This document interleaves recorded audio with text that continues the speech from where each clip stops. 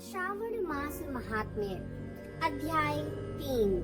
श्रावण मास में किया जाने वाला भगवान शिव का लक्ष्य पूजन का वर्णन। सनत कुमार बोले, हे भगवान, आपने श्रावण मास के व्रतों का संक्षिप्त वर्णन किया है। हे स्वामिन, इससे हमारी तृप्ति नहीं हो रही है, अतः आप कृपा करके विस्तार से वर्णन करें, जिसे सुनकर हे सुरेश्वर मैं कृतकृत्य हो जाऊं। ईश्वर बोले, हे योगीश, जो बुद्धिमान नक्त व्रत के द्वारा श्रावण मास को व्यतीत करता है, वह 12 महीने में नक्त व्रत करने के फल का भागी होता है। दिन की समाप्ति के पूर्व जो रात्रि भोजन होता है, वही नक्त भोजन है। उसमें आदि को 3 घड़ियों को छोड़कर नक्त भोजन का समय होता है। सूर्य के अस्त होने के पश्चात 3 घड़ी संध्या काल होता है। संध्या बेला में आहार, मैथुन, निद्रा और चौथा स्वाध्याय, इन 4 कर्मों का त्याग करना चाहिए। गृहस्थ और यति के भेद से उनका व्यवस्था के विषय में मुझसे सुनिए। सूर्य के मंद पड़ जाने पर जब अपनी छाया अपने शरीर से 2 गुनी हो जाए, उस समय के भोजन को यति के लिए नक्त भोजन कहा गया है। रात्रि भोजन उनके लिए नक्त भोजन नहीं होता। सूर्यास्त से लेकर के नक्षत्र के दृष्टिगत होने तक के काल को विद्वानों ने गृहस्थ के लिए नक्त कहा है। यति के लिए दिन के 8वें भाग के शेष रहने पर भोजन का विधान है। उसके लिए रात्रि में भोजन का निषेध किया गया है। गृहस्थ को चाहिए कि वह विधि पूर्वक रात्रि में नक्त भोजन करे और यति, विधवा, विदुर व्यक्ति सूर्य के रहते नक्त व्रत करे। विदुर व्यक्ति यदि पुत्रवान हो तब उसे भी रात्रि को ही नक्त व्रत करना चाहिए। अनाश्रमी हो अथवा आश्रमी हो अथवा पत्नी रहित हो अथवा पुत्रवान हो, उन्हें रात्रि में नक्त व्रत करना चाहिए। इस प्रकार बुद्धिमान मनुष्य को अपने अधिकार के अनुसार नक्त व्रत करना चाहिए। इस माह में नक्त व्रत करने वाला व्यक्ति परम गति को प्राप्त करता है। मैं प्रातः काल स्नान करूंगा, ब्रह्मचर्य का पालन करूंगा, नक्त भोजन करूंगा, पृथ्वी पर सोऊंगा और प्राणियों पर दया करूंगा। हे देव, इस व्रत के प्रारंभ करने पर यदि मैं मर जाऊं तो हे जगतपते, आपकी कृपा से मेरा व्रत पूर्ण हो। ऐसा संकल्प करके बुद्धिमान व्यक्ति को श्रावण मास में प्रतिदिन नक्त व्रत करना चाहिए। इस प्रकार नक्त व्रत करने वाला मुझे अत्यंत प्रिय होता है। ब्राह्मण के द्वारा अथवा स्वयं को अतिरुद्र, महारुद्र अथवा रुद्र मंत्र से महीने भर प्रतिदिन अभिषेक करना चाहिए। हे वत्स, मैं उस व्यक्ति पर प्रसन्न हो जाता हूँ, क्योंकि मैं जलधारा से अत्यंत प्रीति रखने वाला हूँ। अथवा रुद्र मंत्र के द्वारा मेरे लिए अत्यंत प्रीतिकर होम प्रतिदिन करना चाहिए। अपने लिए जो भी भोज्य पदार्थ अथवा सुखोपभोग की वस्तु अति प्रिय हो, संकल्प करके उन्हें श्रेष्ठ ब्राह्मण को प्रदान करके स्वयं महीने भर उन पदार्थों का त्याग करना चाहिए। हे मुनि, अब इसके बाद उत्तम लक्ष्य पूजा विधि को सुनिए। लक्ष्मी चाहने वाले अथवा शांति की इच्छा वाले मनुष्य को लक्ष्य बिल्व पत्रों या लक्ष्य दूर्वा दलों से भगवान शिव का पूजन करना चाहिए। आयु की कामना करने वाले को चंपा के लक्ष्य पुष्पों तथा विद्या चाहने वाले व्यक्ति को मल्लिका या चमेली के लक्ष्य पुष्पों से श्रीहरि का पूजन करना चाहिए। भगवान शिव तथा भगवान विष्णु की प्रसन्नता तुलसी के दलों से सिद्ध होती है। पुत्र की कामना करने वाले को कटेरों के दलों से भगवान शिव तथा भगवान विष्णु का पूजन करना चाहिए। बुरे स्वप्न की शांति के लिए धान्य से पूजन करना प्रशस्त होता है।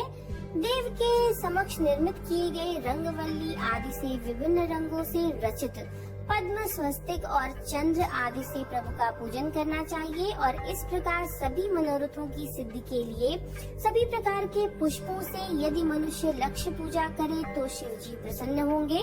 तत्पश्चात उद्यापन करना चाहिए, मंडप निर्माण करना चाहिए और मंडप के त्रिभाग परिमाण में वेदिका बनानी चाहिए।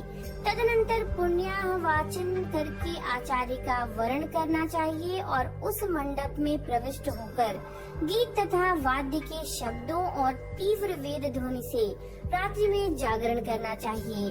वेदिका के ऊपर उत्तम लिंगतोभद्र बनाना चाहिए और उसके बीच में चावलों से सुंदर कैलाश का निर्माण करना चाहिए।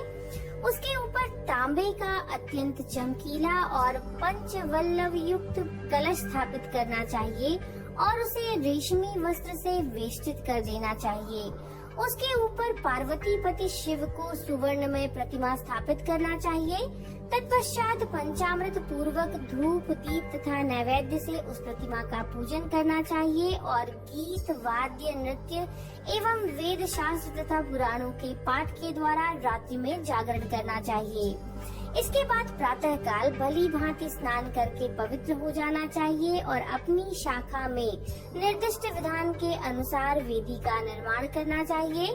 तत्पश्चात मूल मंत्र से या गायत्री मंत्र से या शिव के सहस्त्र नामों के द्वारा तिल तथा घृत मिश्रित खीर से होम करना चाहिए अथवा जिस मंत्र से पूजा की गई है उसी से होम करना चाहिए। तदनंतर शर्करा और घृत से मिश्रित चरु से आहुति करनी चाहिए। तदनंतर स्वस्तिकृत होम करके पूर्णाहुति डालनी चाहिए और इसके बाद वस्त्र अलंकार तथा आभूषणों से भली भांति आचार्य का पूजन करना चाहिए। तत्पश्चात अन्य ब्राह्मणों का पूजन करना चाहिए और उन्हें दक्षिणा देनी चाहिए। जिस जिस वस्तु से उमापति शिव की लक्ष्य पूजा की हो उसका दान करना चाहिए। स्वर्णमयी मूर्ति बनाकर भगवान शिव का पूजन करना चाहिए। यदि दीप कर्म किया हो तो उस दीपक का दान करना चाहिए। चांदी का दीपक और स्वर्ण की वर्तिका बनाकर उसे गोघृत से भरकर सभी कामनाओं और अर्थ की सिद्धि के लिए उसका दान करना चाहिए। इसके बाद प्रभु से क्षमा प्रार्थना करनी चाहिए और अंत में 100 ब्राह्मणों को भोजन कराना चाहिए। हे मुने, जो व्यक्ति इस प्रकार पूजा करता है मैं उस पर प्रसन्न होता हूँ। उसमें भी जो श्रावण मास में पूजा करता है उसका तो अनंत फल होता है। यदि अपने लिए अत्यंत प्रिय कोई वस्तु मुझे अर्पण करने के विचार से इस माह में कोई त्यागता है तो अब उसका फल सुनिए। इस लोक में तथा परलोक में उसकी प्राप्ति लाख गुना अधिक होती है। सकाम करने से अभिलाषित सिद्धि होती है और निष्काम करने से परम गति मिलती है। इस माह में रुद्राभिषेक करने वाला मनुष्य उसके पाठ की अक्षर संख्या से एक एक अक्षर के लिए करोड़ करोड़ वर्षों तक रुद्रलोक में प्रतिष्ठा प्राप्त करता है। पंचामृत का अभिषेक करने से मनुष्य अमरत्व प्राप्त करता है। इस माह में जो मनुष्य भूमि पर शयन करता है उसका भी फल अब मुझसे सुनिए।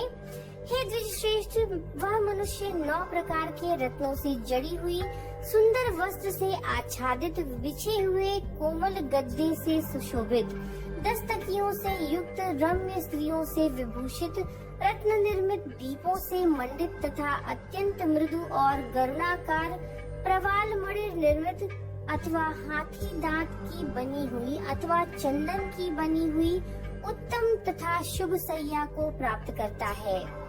इस मास में ब्रह्मचर्य पालन करने से वीर की दृढ़ पुष्टि होती है। ओज बल शरीर की दृढ़ता और जो भी धर्म के विषय में उपकारक होते हैं वह सब उसे प्राप्त हो जाता है। निष्काम ब्रह्मचर्य व्रती को